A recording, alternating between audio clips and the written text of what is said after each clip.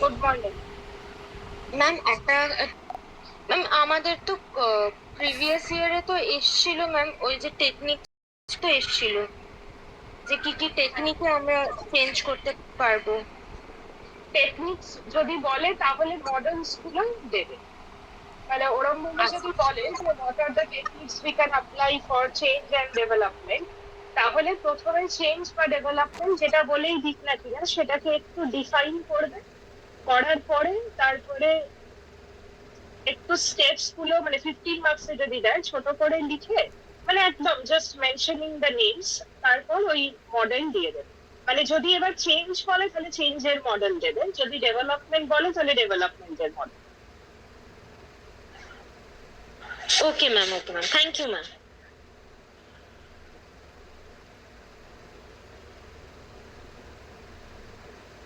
আচ্ছা, আমি তাহলে শুরু করছি। প্রথমে প্রসেস থিওরিতে এক্সপেক্টেন্সি যে থিওরিটা আছে ব্লুমের, সেটা ফার্স্ট বলছি। তোমরা একটু খাতাটা খুলে বসো, আমি কয়েকটা ওই ফুটনোটস এর মতো দিয়ে বোঝাবো। আচ্ছা, ফার্স্টে হচ্ছে process theory. Actually process theory হচ্ছে it it has originated after the content theories. তো আমরা যদি ওয়ার্ক মোটিভেশনের থিওরি গুলোকে পরপর দেখি, তো ওয়ার্ক মোটিভেশনের থিওরি গুলো is mostly divided into three categories: the content theories, then the process theories, and lastly the contemporary theories. এবার কন্টেন্ট থিওরি আর process থিওরির মধ্যে যে সব থেকে বড় ডিফারেন্সটা রয়েছে, যে কন্টেন্ট থিওরি যেগুলো আমরা এতদিন পড়ছিলাম, ধরো ম্যাসলোর নিড হায়ারার্কি থিওরি বা হার্সবার্গস টু ফ্যাক্টর থিওরি, ম্যাকলিল্যান্ডের three factor theory of motivation, এই যে যে পার্টিকুলার থিওরিজ গুলো, এইগুলোর বিষয়টা হচ্ছে দিস আর এমপ্লয়ার বা অর্গানাইজেশন স্পেসিফিক। মানে যেখানে আমাদের থিওরির বা মোটিভেশন বা ওয়ার্ক মোটিভেশনকে ইনক্রিজ করার মেইন রিজনটাই ছিল হচ্ছে যে how to increase the productivity level or the job satisfaction level of the employees, so that at the end the organization becomes benefited।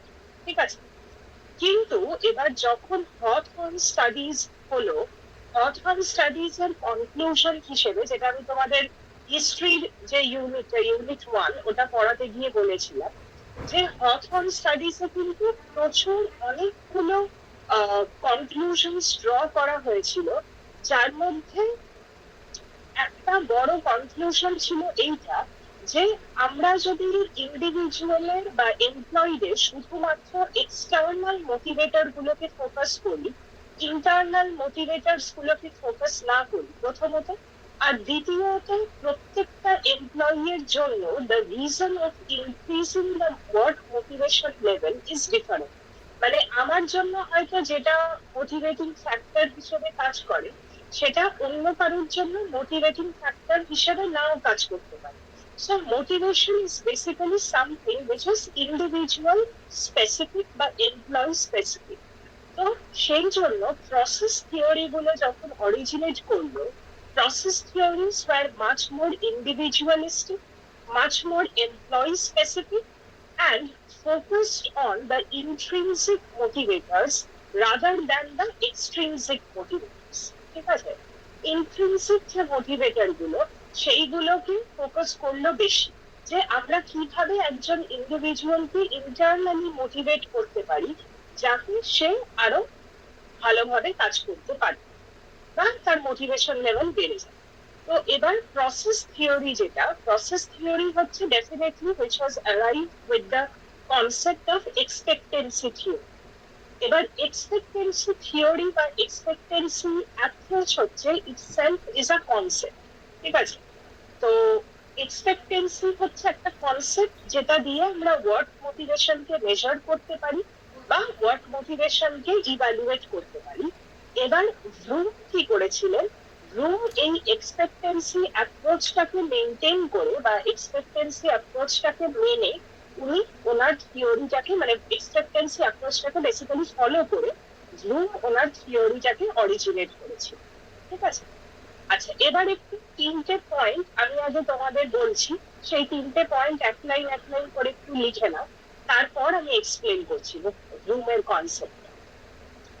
আচ্ছা, ফার্স্টে লেখো হচ্ছে expectancy.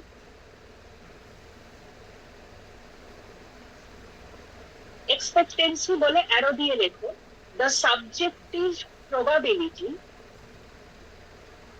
the subjective probability of the effort resulting in the outcome. আরেকবার repeat করছি, the subjective probability of the effort resulting in the outcome. Full stop. আচ্ছা, এবার লেখা হচ্ছে ইনস্ট্রুমেন্টালিটি। Next point, ইনস্ট্রুমেন্টালিটি। এটা অ্যারো দিয়ে লেখো when the first level outcome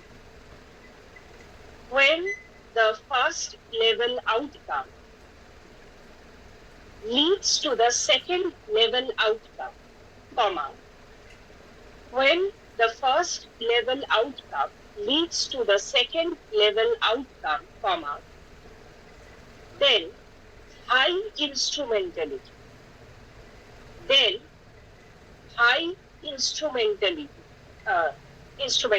sorry. আচ্ছা, এবার থার্ড দেখো ভ্যালেন্স। ব্যালেন্স নয় কিন্তু, ভ্যালেন্স, VALENCE। ব্যালেন্স অ্যারো দিয়ে লেখো individual preference for first or second level outcomes. তাহলে কি বললাম, individual preference for first or second level outcomes, full stop. আচ্ছা, সবাই তিনটে লিখেছো তো? হ্যাঁ ম্যাম। হ্যাঁ ম্যাম। ঠিক আছে। আচ্ছা, এবার দেখো এই যে তিনটে কনসেপ্ট, এই তিনটে কনসেপ্টের উপরে বেসিক্যালি ব্লুমের পুরো থিওরিটা দাঁড়িয়ে আছে। কি কি? এক্সপেক্টেন্সি, ইনস্ট্রুমেন্টালিটি আর ব্যালেন্স। এই তিনটে ফ্যাক্টরকে ব্লুম কিভাবে এক্সপ্লেন করেছেন? ফার্স্ট হচ্ছে এক্সপেক্টেন্সি। এক্সপেক্টেন্সি বলতে কি বোঝাচ্ছে? যে প্রত্যেকটা ইন্ডিভিজুয়ালের ক্ষেত্রে, এখানে এমপ্লয়ি হবে বেসিক্যালি, প্রত্যেকটা এমপ্লয়ি এর জন্য, মানে প্রত্যেকটা এমপ্লয়ি যখন কোনো একটা পার্টিকুলার কাজ বা কোনো একটা পার্টিকুলার জব রোল পারফর্ম করছে বা জব পারফরমেন্স করছে তার অর্গানাইজেশনের, that individual will have an expectation from the task or from the outcome what is going to happen. মানে ধরো আমি যদি এক্সাম্পল দিই, একটা ইজি এক্সাম্পল দিই, ধরো তুমি যদি আজকে পরীক্ষা দিতে যাও, পরীক্ষা দিয়ে আসার পর তোমার কিন্তু একটা নিজের পার্সোনাল একটা এক্সপেকটেশন থাকবে যে আমি এত নম্বর পেতে পারি। মানে তুমি নিজে জানো, তোমার থেকে বেটার তো আর কেউ জানবে না যে তুমি কিরকম পরীক্ষা দিয়েছো। So you will have an expectation from the effort you have given. তুমি যতটা এফোর্ট দিয়েছো, তুমি যতটা যেভাবে পরীক্ষা দিয়েছো, সেইটার উপর নির্ভর করে তোমার একটা আউটকাম এক্সপেকটেশন থাকবে। ঠিক তেমনি প্রত্যেকটা এমপ্লয়ি, সে যখন তার অর্গানাইজেশনে কোনো একটা কাজ পারফর্ম করছে, তার একটা নিজস্ব এক্সপেকটেশন থাকে from the outcome of that particular task. এবার সেকেন্ড পয়েন্ট হচ্ছে ইনস্ট্রুমেন্টালিটি। ইনস্ট্রুমেন্টালিটি কি বলছে? এইবার দেখো, যখন আমরা কোনো একটা টাস্ক পারফর্ম করি, in some of the cases all of the tasks has two level of outcomes. একটা হচ্ছে ফার্স্ট লেভেল আউটকাম, যেটা হচ্ছে the immediate outcome or the immediate result, আর আরেকটা হচ্ছে the second level outcome which basically leads the individual from the first level outcome to the second level outcome. যেমন ধরো একজন এমপ্লয়িকে তার ম্যানেজার বা টিম লিড এরকম বলতে পারে যে তুমি এই টাস্কটা বা এই প্রজেক্টটা যদি ভালোভাবে হ্যান্ডেল করো, তাহলে আমরা তোমাকে প্রেস করব বা রিওয়ার্ড দেবো, একটা কিছু রিওয়ার্ড দেবো, ঠিক আছে? তারও কিছু এক্সট্রা পয়েন্টস দিল বা হয়তো অ্যামাজন বা মিন্ত্রার একটা গিফট ভাউচার দিল, আজকাল এগুলো করে কর্পোরেট এক্সট্রা পার্টস বলে। মানে কেউ যদি কোনো কাজ খুব ভালোভাবে করে তো তাকে রেকগনাইজ করার জন্য তাদেরকে এরকম গিফট ভাউচার্স দেওয়া। তো এইটা হচ্ছে মানে performing that particular task successfully, এই জিনিসটা হচ্ছে ফার্স্ট লেভেল আউটকাম।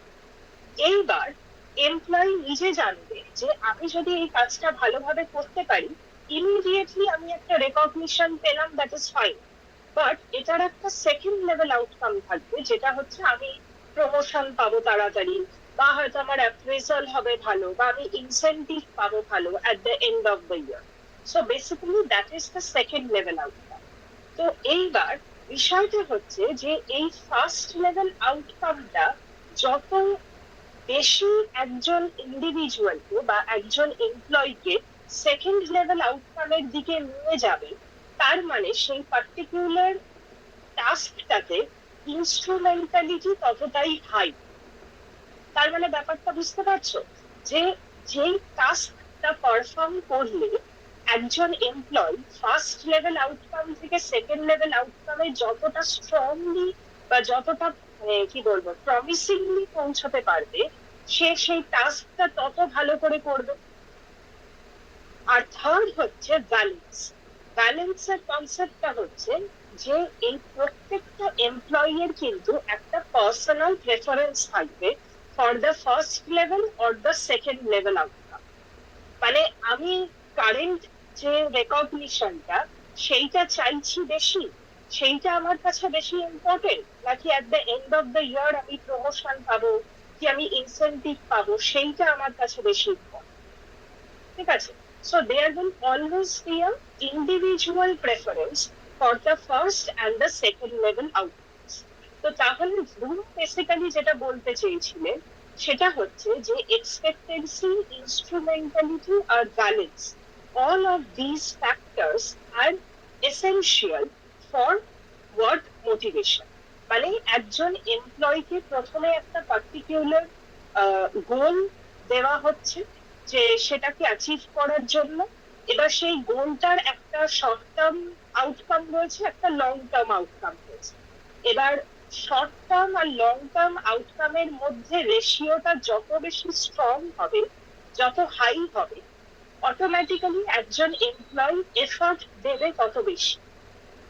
এবার আইদার সে ফার্স্ট লেভেল আউটকাম রিচ করার জন্য দিক বা সেকেন্ড লেভেল আউটকাম রিচ করার জন্য দিক, that will definitely vary from one employee to the other. And after performing the task or after putting on that effort, that particular individual will end up with an expectation যে আমার আউটকামটা বা আমার আউটপুটটা কিরকম হতে চলেছে। ঠিক আছে? তো এইবার একটা ইকুয়েশন লেখো খাতাতে, যে তিনটে ডেফিনেশন লিখলো তার নিচে একটা ইকুয়েশন লেখো। Work motivation is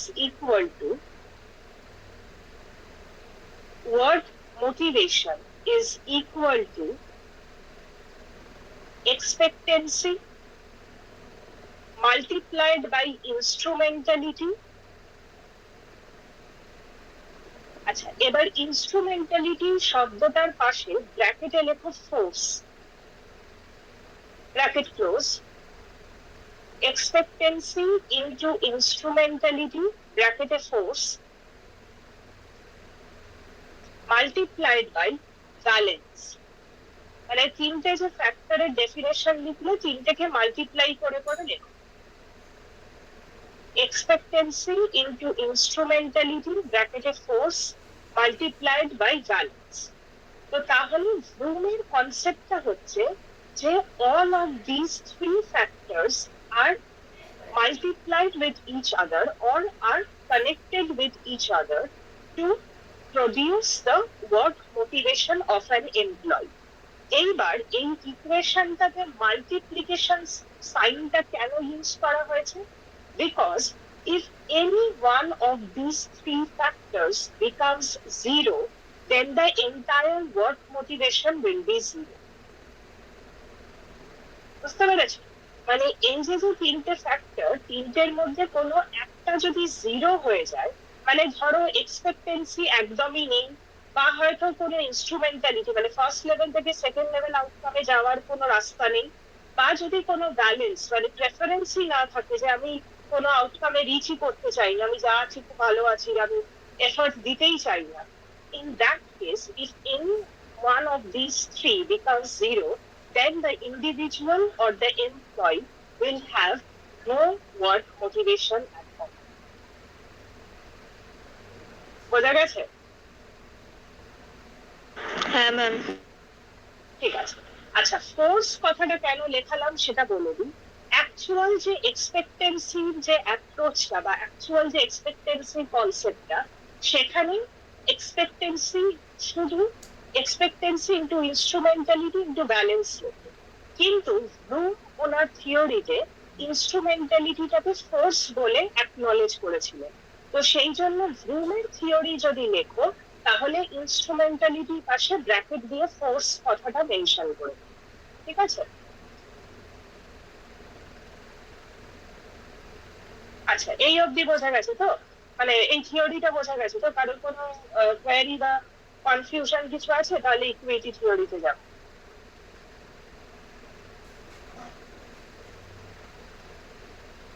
নেই তো? ঠিক আছে। আচ্ছা, এবার নেক্সট হচ্ছে ইকুইটি থিওরি, মানে আমরা কন্টেম্পোরারি থিওরিতে এলাম। আচ্ছা, ইকুইটি থিওরি কিন্তু কন্টেম্পোরারি থিওরির মধ্যে পড়ে। আমি ঠিক আমার খেয়াল পড়ছে না, বোধহয় সিলেবাসে এটাকে প্রসেস থিওরির মধ্যে ফেলা আছে, বাট অ্যাকচুয়ালি ইকুইটি থিওরি কিন্তু কন্টেম্পোরারি থিওরি। আচ্ছা, কন্টেম্পোরারি থিওরির মধ্যে ফার্স্ট হচ্ছে ইকুইটি থিওরি। ইকুইটি থিওরিতে খুব একটা লেখাবার মতো কিছু নেই, বাট ইকুইটি থিওরির কনসেপ্টটা হচ্ছে মানে ফার্স্টলি ইকুইটি থিওরি দেওয়া হচ্ছে অ্যাডামস। অ্যাডামস ইকুইটি থিওরি দিয়েছিলেন, যেখানে উনি দুটো পার্টিকুলার রেশিওর কথা বলেছেন।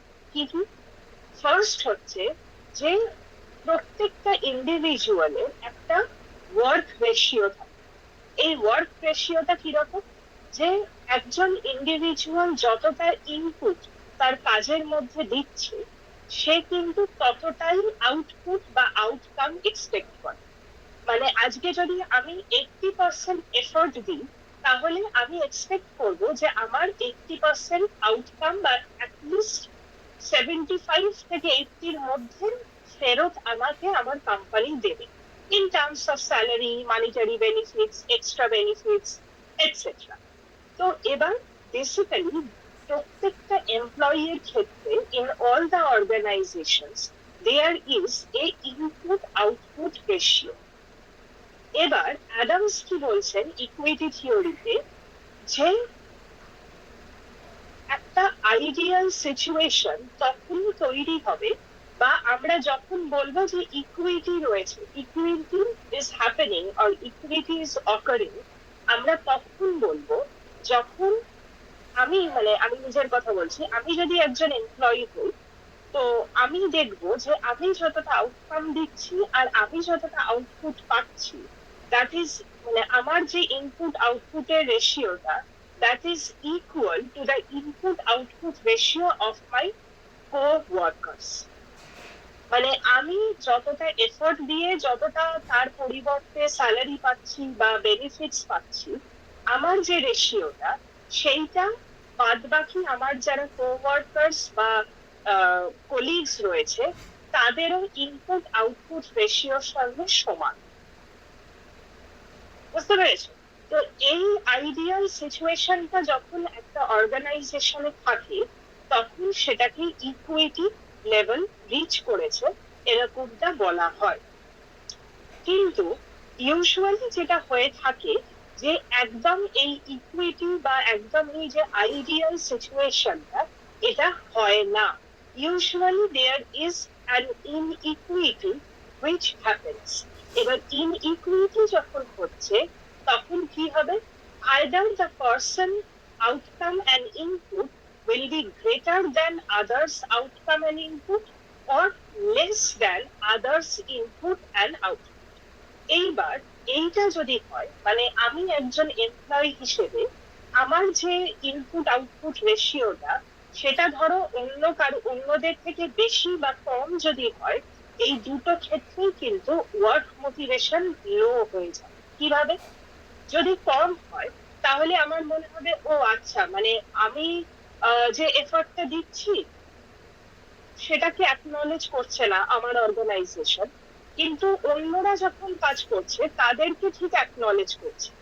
বা আমার এটাও মনে হতে পারে যে ওদেরকে হয়তো এমপ্লয়ার বেশি প্রেফারেন্স দিচ্ছে, বা ওদেরকে হয়তো বেশি পছন্দ করছে, আমাকে করছে না। So anything is the reason, আমার অটোমেটিক্যালি কি হবে, তখন আমার ওয়ার্ক মোটিভেশন কিন্তু লো হয়ে যায়। আর যদি উল্টোটা হয়, মানে কি আমার input output ratio is greater than others input output ratio, তখন আবার আমার উল্টোটা মনে হবে যে ও আচ্ছা, এমপ্লয়ার তো তার মানে আমাকে খুব প্রেফার করছে, তাহলে আমার অতটা এফর্ট না দিলেও চলবে। So in any one of the case, when the input-output ratio of one employee is either greater or lower than the input-output ratio of the colleagues or the co-workers, work motivation will be low and inequity will prevail. আর যখন এই person outcome input রেশিওটা will be equal, absolutely equal to the input outcome ratio of the other employees, then equity will be there. ঠিক আছে, এটাই হচ্ছে equity theory. এটা বুঝতে পেরেছো তো? হ্যাঁ ম্যাম। ঠিক আছে, আচ্ছা এবারে তাহলে আমরা লাস্ট থিওরিতে যাব, that is MBO, management by objectives.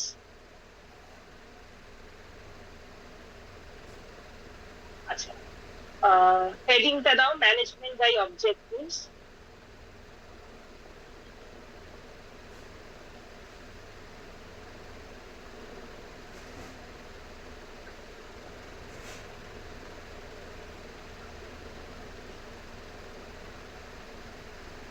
আচ্ছা, এমবিও ডেফিনেশনটা একটু লেখো। What is MBO? এমবিওর ফুল ফর্ম হচ্ছে ম্যানেজমেন্ট বাই অবজেক্টিভস। আচ্ছা, ডেফিনেশনটা বলছি। Management by objectives is a management approach. Management by objectives is a management approach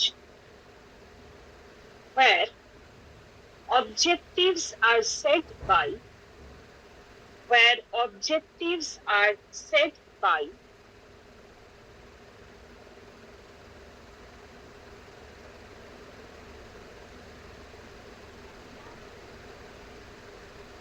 an agreement between a manager and an employer, between a manager and an employer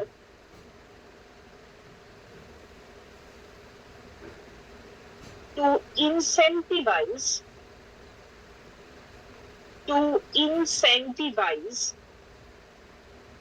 employee participation.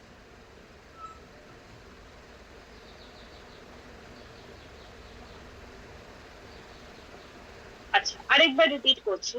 Management by objectives is a management approach where objectives are set by an agreement between a manager and an employer to incentivize employee participation.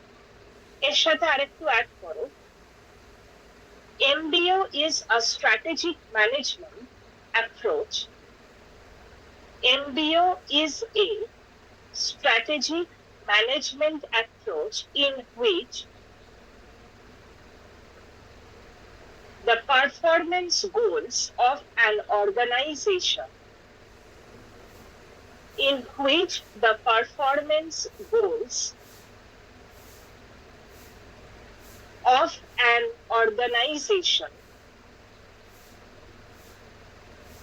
are aligned with the objectives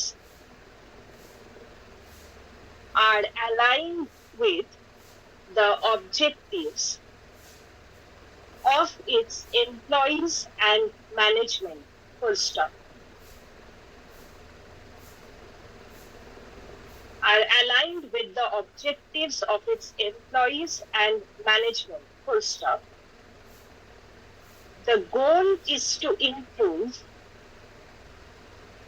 The goal is to improve the organization apostrophe s, the organization's performance by clearly defining objectives. Full stop.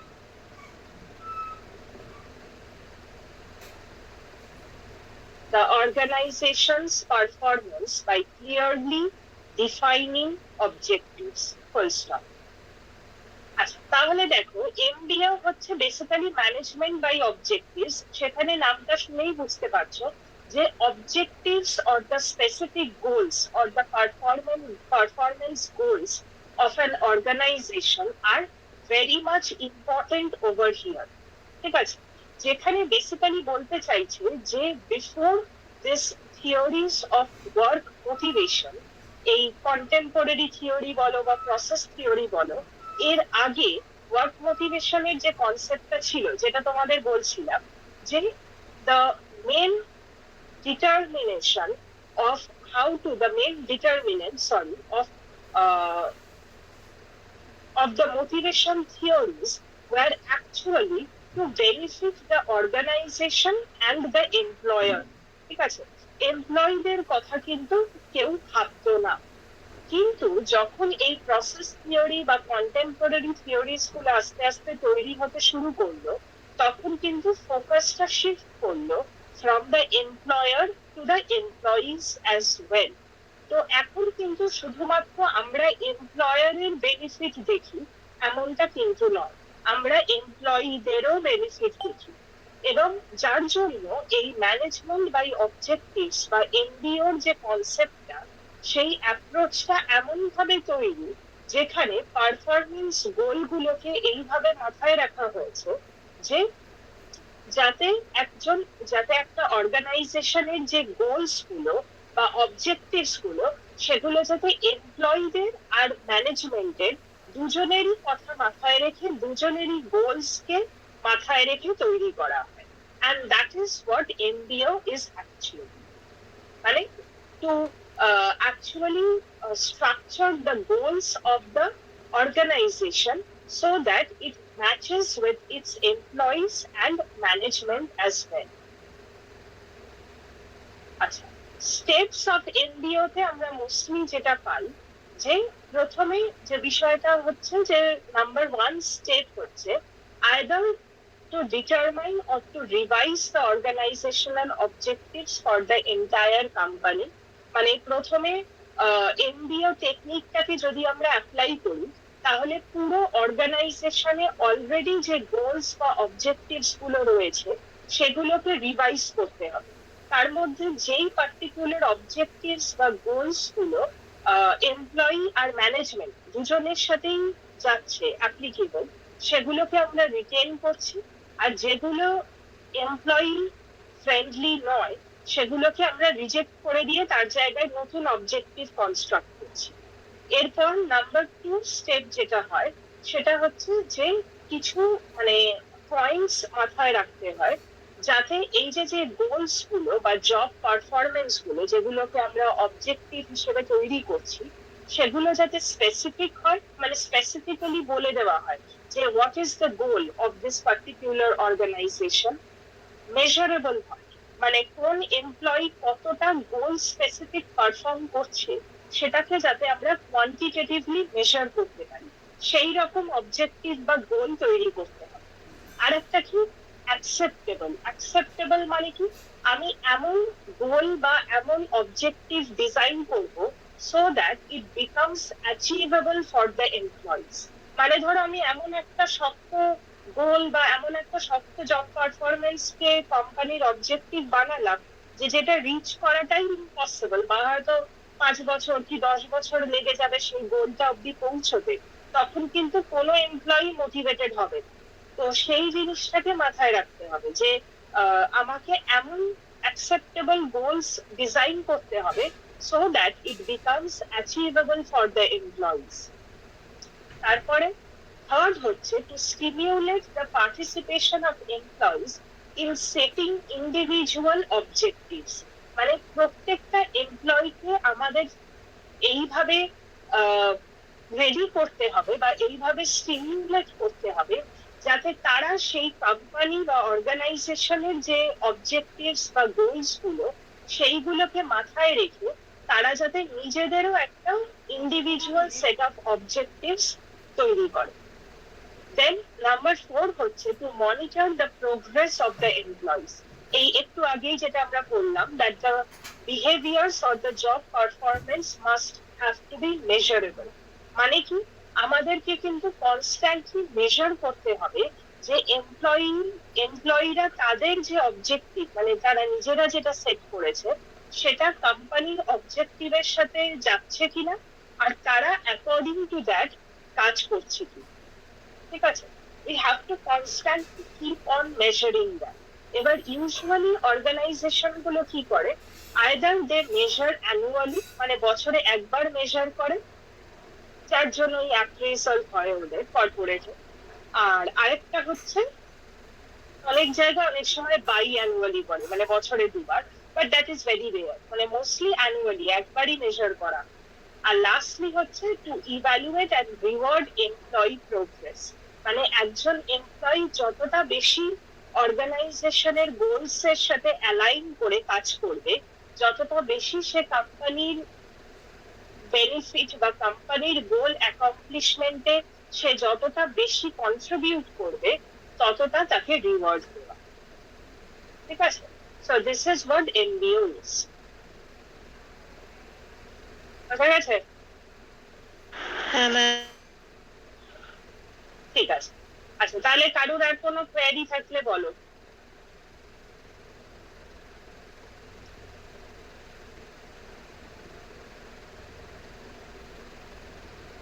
নেই তো? ঠিক আছে, আচ্ছা তাহলে আমার syllabus শেষ, theory completely, আর কিছু বাকি নেই। আচ্ছা তারপর আচ্ছা তোমাদের কারুর ওআরএস সই করা বাকি নেই তো? প্র্যাকটিক্যাল হোপফুলি না। ম্যাম আমার তো বাকি আছে। এই রে, কবে করাবে তুমি? ম্যাম 9 তারিখ আমাকে ইন্টারনাল দিতে ডেকেছেন, ওদিনকে কি আপনি থাকবেন? ওই দিনকে কোনো টিচারই থাকবে না, কারণ আমাদের তো সামার ভ্যাকেশন চলছে। ও আচ্ছা, সেই জন্যই তাহলে জিজ্ঞেস ম্যাম, করছি।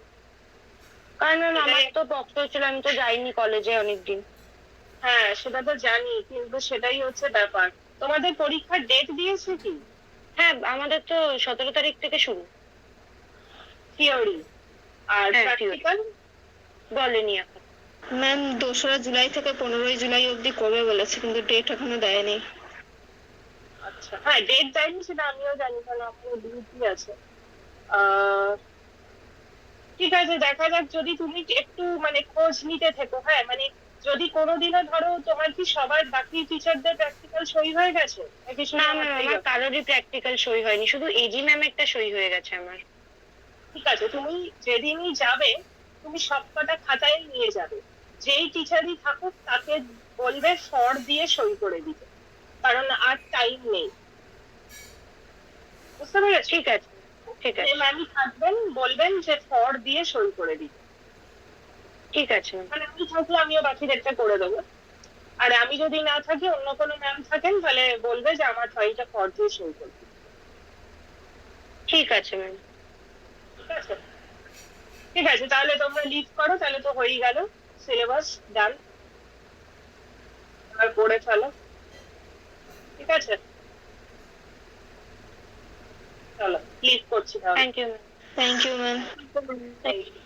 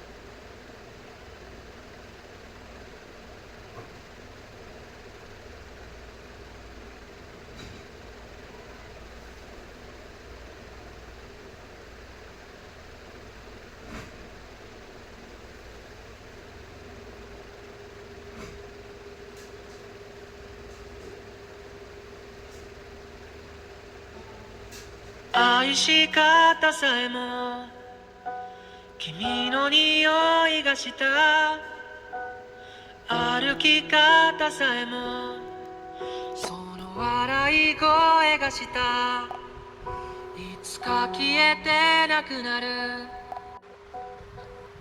君のすべてを